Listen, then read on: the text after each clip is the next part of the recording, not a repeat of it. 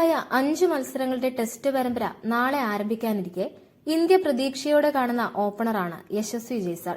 ഇന്ത്യയ്ക്കായി ഈ 23-കാരൻ ഇതുവരെ 19 ടെസ്റ്റുകളാണ് കളിച്ചതെങ്കിലും ടീമിലെ മറ്റ് പലരെക്കാളും സീനിയോറിറ്റി അദ്ദേഹത്തിനുണ്ട്.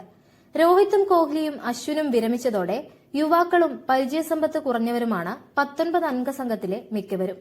ഇന്ത്യയുടെ ടോപ്പ് ഓർഡർ ഇംഗ്ലണ്ടിൽ വലിയ പരീക്ഷണത്തിന് വിധേയമാവുകയാണ്. മുൻനിര ബാറ്റർമാരിലെ പരിചയസമ്പന്നൻ KL രാഹുൽ മാത്രമാണ്. ജയ്സ്വാൾ ഇതുവരെ ഇംഗ്ലണ്ടിൽ ടെസ്റ്റ് മത്സരം കളിച്ചിട്ടില്ല. ശുഭ്മാൻ ഗിൽ 2 മത്സരത്തിലിറങ്ങി.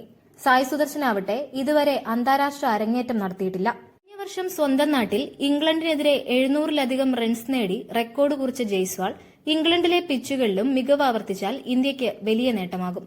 വെസ്റ്റ് ഇൻഡീസിനെതിരെ സെഞ്ചുറി നേടി ടെസ്റ്റ് അരങ്ങേറ്റം കുറിച്ച ജയ്സ്വാൾ ഇപ്പോൾ കൂടുതൽ കരുത്താർജിച്ചു കഴിഞ്ഞു. കഴിഞ്ഞ ഓസ്ട്രേലിയൻ പര്യടനത്തിൽ ഇന്ത്യയുടെ പ്രധാന ബാറ്ററായി വിദേശ പിച്ചുകളിൽ പ്രാഗൽഭ്യം തെളിയിച്ചിരുന്നു. BGT പരമ്പരയിൽ ഇന്ത്യയ്ക്കായി ഏറ്റവും കൂടുതൽ റൺസ് നേടിയത് ജയ്സ്വാളാണ്. 43.44 ശരാശരിയിൽ 391 റൺസ് നേടി. ഉയർന്ന സ്കോർ 161 ആയിരുന്നു.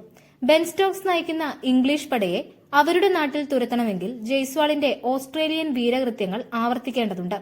രോഹിത്തും കോഹ്ലിയും ഇല്ലാത്തതിനാൽ ഒരുപക്ഷെ ഓസീസിലേതിനേക്കാൾ മികച്ച ഇന്നിംഗ്സുകൾ ഇന്ത്യയ്ക്ക് ആവശ്യമായി വന്നേക്കാം. കഴിഞ്ഞ 2 വർഷത്തിനിടെ ബാറ്റിംഗിൽ വളരെയധികം മുന്നേറ്റങ്ങൾ നടത്തിയ ജയ്സ്വാൾ ലോക ക്രിക്കറ്റിലെ അടുത്ത ഫാബ് 4-ൽ ഒരാളായി വാഴുമെന്ന് ഉറപ്പാണ്.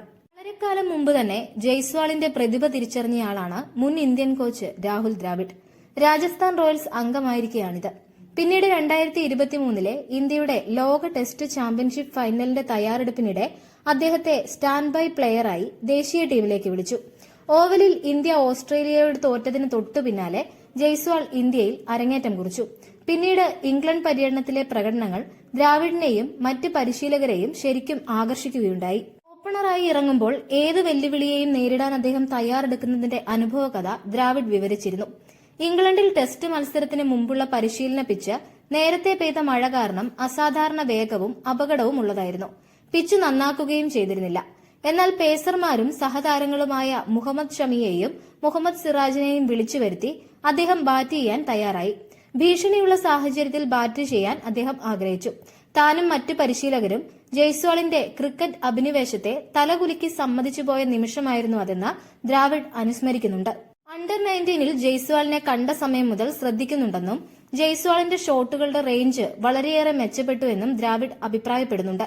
ബാറ്റ് ചെയ്യുമ്പോൾ ജയ്സ്വാൾ ശാന്തനും ആക്രമണകാരിയുമായി ഒക്കെ തോന്നും. സാഹചര്യവുമായി പൊരുത്തപ്പെടാനുള്ള കഴിവാണ് ജയ്സ്വാളിന് വിജയിക്കാനുള്ള ഏറ്റവും നല്ല അവസരം നൽകുന്നത്. ചിലപ്പോൾ ലെഗ് സ്റ്റമ്പിനേക്ക് പുറത്തേക്കിറങ്ങി ആക്രമണാത്മകമായി ബാറ്റ് ചെയ്യും. ചിലപ്പോൾ മിഡിൽ സ്റ്റമ്പിൽ നിന്ന് പ്രതിരോധപരമായി കളിക്കും. അതൊരു നല്ല കഴിവാണ് എന്നും ദ്രാവിഡ് കൂട്ടിച്ചേർക്കുന്നു. സമയം മലയാളം വാർത്തകൾ ഇനി ടൈംസ് ഓഫ് ഇന്ത്യ സൂപ്പർ ആപ്പിലും.